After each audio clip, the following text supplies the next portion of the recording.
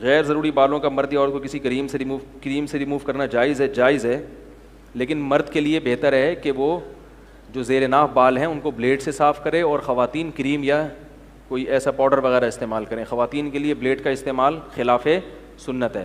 اور یہ جو بغلوں کے بال ہیں ان کو نوچنا سنت ہے. یہ جو بلیڈ سے صاف کرتے ہیں نا یہ اور گھنے پیدا ہو جاتے ہیں.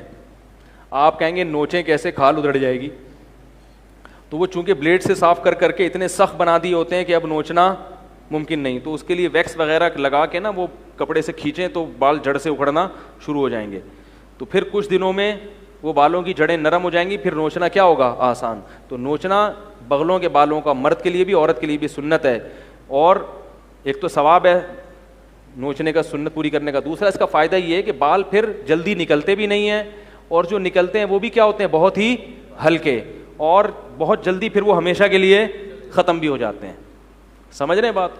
جبکہ بلیڈ سے اگر بغلوں کے بال صاف کریں گے تو وہ اور زیادہ بڑھتے چلے جائیں گے، پورا تھائی لینڈ کا جنگل بن جاتا ہے. ہمارے فرماتے ہیں ایک مزدور، بہت سے لوگ تو صاف کرتے ہی نہیں نا بلیڈ سے نا، تو فرماتے ہیں ہمارے حضرت کے ایک ہمارے گاؤں کا ٹریکٹر ملازم تھا، وہ جو ہے نا وہ لیٹا ٹریکٹر صحیح کرنے کے لیے.